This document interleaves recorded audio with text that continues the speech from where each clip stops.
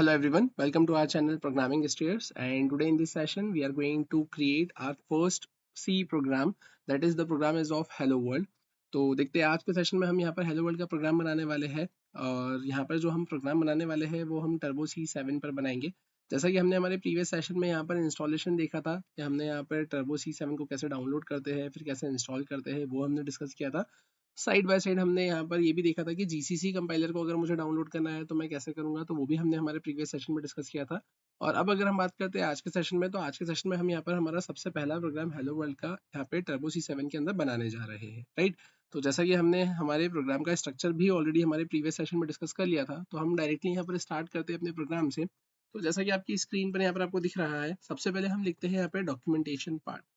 तो मैं यहाँ पर आया और मैंने यहाँ पे सबसे पहले लिखा है डॉक्यूमेंटेशन पार्ट में मैं सबसे पहले हेडिंग दूंगा। तो मैंने लिखा है यहाँ पे program to print hello world, right. मैंने लिखा है program to print hello world क्योंकि हम यहाँ पे हेलो वर्ल्ड का प्रोग्राम बनाना चाहते हैं। फिर अगर हम बात करें इसके अलावा, तो अब इसके अलावा हम लिखते हैं यहाँ पर हेडर फाइल्स। तो हेडर फाइल्स के केस में मैंने लिखा है हैश इंक्लूड stdio.h। सिमिलरली हम यहाँ पर एक और हेडर फाइल इंक्लूड करते हैं हैश इंक्लूड conio.h।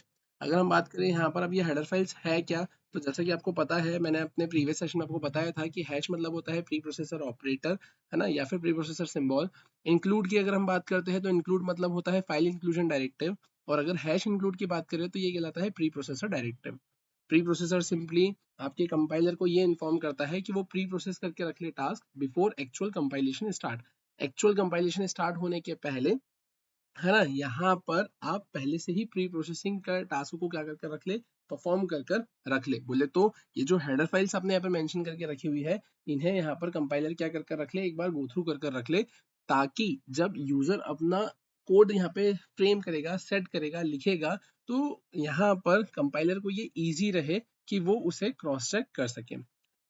फिर अगर हम बात करते हैं यहाँ पर, तो ये जो आपको लेस देन का सिंबल दिख रहा है यहाँ पे, है ना, कि ये जो लेस देन देके रखा हुआ है और यहाँ पे ये जो ग्रेटर देन देके रखा है, इसे हम टैग बोलते हैं। डॉट एच आपका एक्सटेंशन हो जाता है यहाँ पर। और फिर अगर हम बात करते हैं stdio, तो stdio का फुल फॉर्म होता है स्टैंडर्ड इनपुट आउटपुट। सिमिलरली अगर मैं कोनियो की बात करता हूँ, तो कोनियो का फुल फॉर्म होता है कंसोल इनपुट आउटपुट। यहाँ पर ये हेडर फाइल्स कुछ स्पेसिफिक फंक्शंस को क्या करके रखती है, होल्ड करके रखने का क्या करती है, यहाँ पर काम करती है।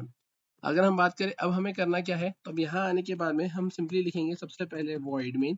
और वॉइड मेन के बाद में अगर हम बात करें, तो वॉइड मेन के केस में अगर हम बात करते हैं तो आप ऐसा बोल सकते हैं वॉइड मतलब क्या होता है, तो void is simply a return type which does not return anything. ये कोई भी वैल्यू को रिटर्न करके नहीं देता है। मेन हो गया आपका प्री डिफाइंड वर्ड हो गया, ठीक है, और ये पैरेंथेसिस रिप्रेजेंट करता है किसको, फंक्शन को। तो हम यहाँ पर इसे बोलते हैं ये है हमारा मेन फंक्शन, राइट। तो हमने ये इतना लिखा। अब इतना लिखने के बाद में फिर अगर हम बात करें अब हमें करना क्या है, तो हम आते हैं यहाँ पर, और यहाँ आने के बाद में अब अगर मैं कुछ भी यहाँ पर अगर लिखता हूँ, तो लिखने के बाद में जब मैं इसे कंपाइल करके रन करूंगा तो मुझे मेरी आउटपुट स्क्रीन पर मेरा आउटपुट देखने को मिल जाएगा। अगर मैं उसे सेकेंड टाइम फिर से रन करता हूँ तो उस केस में फिर से मुझे आउटपुट देखने को मिल जाएगा। लेकिन जो पहले मैंने प्रोग्राम को एग्जीक्यूट किया था और जो आउटपुट आया था उसका क्या, तो फिर उस केस में अगर मैं ऐसा चाहता हूँ कि हर बार जब भी मैं अपने प्रोग्राम को रन करूँ, तो मेरा जो आउटपुट रहे वो एक क्लीन स्क्रीन पर मुझे देखने को मिले, क्लियर स्क्रीन पर देखने को मिले, और मुझे सिर्फ मेरे उस स्पेसिफिक प्रोग्राम को रन करने पर जो आउटपुट मुझे रिसीव हुआ है सिर्फ वही देखने को मिले। तो हर बार अपन क्या करेंगे, हम यहाँ पे हर बार स्क्रीन को क्लियर करते हुए चलेंगे, जिससे प्रीवियस जो भी आपका यहाँ पर आउटपुट आया होगा वो यहाँ पर क्या हो जाएगा, क्लियर हो जाएगा। और उसके लिए हम यहाँ पे CLR SCR नाम के फंक्शन का यूज करते हैं, क्योंकि ये प्री डिफाइंड फंक्शन है, और यहाँ पर ये आपकी स्क्रीन को क्लियर कर देता है और आपकी स्क्रीन को फ्री कर देता है कि आप फिर से एक नया आउटपुट यहाँ पे जनरेट करवा सके। तो मैंने बोला मुझे करना क्या है, तो मुझे यहाँ पे हेलो वर्ल्ड को प्रिंट करवाना है, तो मैं सिंपली यहाँ पे लिखूंगा प्रिंट एफ। प्रिंट नाम का तो फंक्शन होता है, ये एफ किसको रिप्रेजेंट कर रहा है, तो एफ रिप्रेजेंट कर रहा है फॉर्मेटेड। फॉर्मेटेड मतलब which simply allows you to use format specifier inside it. आप एफ के थ्रू ये बता सकते हैं कि यहाँ पर ये प्रिंट एफ नाम के फंक्शन के अंदर आप फॉर्मेट स्पेसिफायर का यूज कर सकते हैं, %d, %c, %f इसका। अब अगर हम बात करते हैं हमें यहाँ पर करना क्या है, तो मैंने सिंपली यहाँ पे लिखा है हेलो वर्ल्ड, ठीक है, मैंने ऐसा मेंशन किया। और अब इसके बाद में अगर हम बात करें कि मैं ऐसा चाहता हूं कि मेरी स्क्रीन यहाँ पर क्या हो, होल्ड हो। होल्ड हो मतलब यहाँ पे मेरी आउटपुट स्क्रीन रुकी रहे, मुझे मेरा आउटपुट देखने को मिले, मैं जब तक देखना चाहता हूँ मैं तब तक उसे देखूं, तो उस केस में यहाँ पर मुझे स्क्रीन को होल्ड करने के लिए गेट सी एच लिखना रहेगा। गेट सी एच भी सिंपली आपका एक प्री डिफाइंड क्या है यहाँ पर फंक्शन है।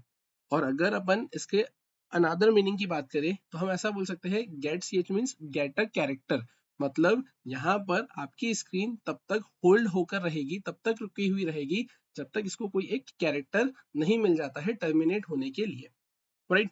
तो ये तो हमने ऐसा कुछ देखा। अब इसके बाद में हम करेंगे क्या, तो अब इसके बाद में अगर मैं बात करता हूँ तो आप देखेंगे यहाँ पर ये कंपाइल का ऑप्शन है और यहाँ पर अल्ट प्लस F9 का आप यूज करेंगे आपके प्रोग्राम को कंपाइल करने के लिए। जब आपने यहाँ पे या तो आप शॉर्टकट से भी उसको अल्ट प्लस F9 प्रेस कर सकते हो या फिर उस कंपाइल के ऑप्शन से भी जाकर आप कर सकते हो।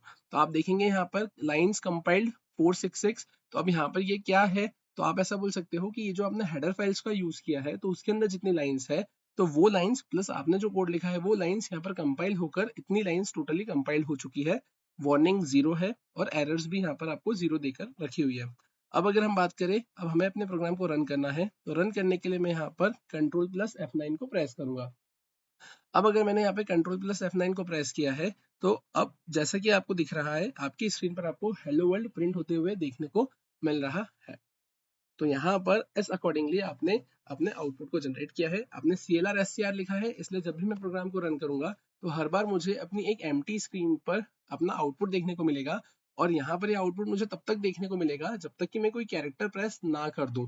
क्यों? क्योंकि मैंने यहाँ पर गेट सी एच मेंशन करके रखा हुआ है। तो कुछ इस तरीके से आपने यहाँ पे टर्बो C7 पर अपना फर्स्ट सी का प्रोग्राम जिसमें आपने हेलो वर्ल्ड को प्रिंट करवाया है वो कंप्लीटली कंपाइल और एग्जीक्यूट कर देखा है। तो कुछ इस अकॉर्डिंगली हम यहाँ पर अपने सी के प्रोग्राम्स फ्रेम करते हैं। अब अगर हम बात करते हैं हमारे नेक्स्ट एग्जाम्पल की, तो नेक्स्ट एग्जाम्पल हम यहाँ पर VS कोड पर फ्रेम कर देखेंगे जिसमें हम यहाँ पे GCC कंपाइलर का यूज करेंगे। ऐसा इसलिए क्योंकि GCC कंपाइलर का जब आप यूज करेंगे तो आप यहाँ पर अपने प्रोग्राम में कस्टमाइजेशन कर सकते हैं। लाइक आप आपका प्रोग्राम यहाँ पे नोटपैड पे लिख सकते हैं, वर्ड पैड पे लिख सकते हैं, सबलाइम टेक्स्ट पे लिख सकते हैं, VS कोड पे लिख सकते हैं, तो वो एडिटर आपको मिल जाएगा। और एक्सप्लिसिटली आपके पास में GCC कंपाइलर रहेगा तो उससे आप उसे कंपाइल कर लेंगे। और रही बात आउटपुट की, तो आउटपुट आपको या तो VS कोड के टर्मिनल पर देखने को मिल जाएगा या फिर आप कमांड प्रॉम्प्ट पर उसे देख लेंगे, राइट। तो कुछ इस अकॉर्डिंगली हम हमारे आने वाले प्रोग्राम्स को फ्रेम करेंगे। तो आज का सेशन हम यहीं पे स्टॉप करते हैं, कंटिन्यू करेंगे हमारे नेक्स्ट सेशन में। सेम हम हेलो वर्ल्ड के प्रोग्राम से स्टार्ट करेंगे अपने VS कोड और GCC कंपाइलर पर।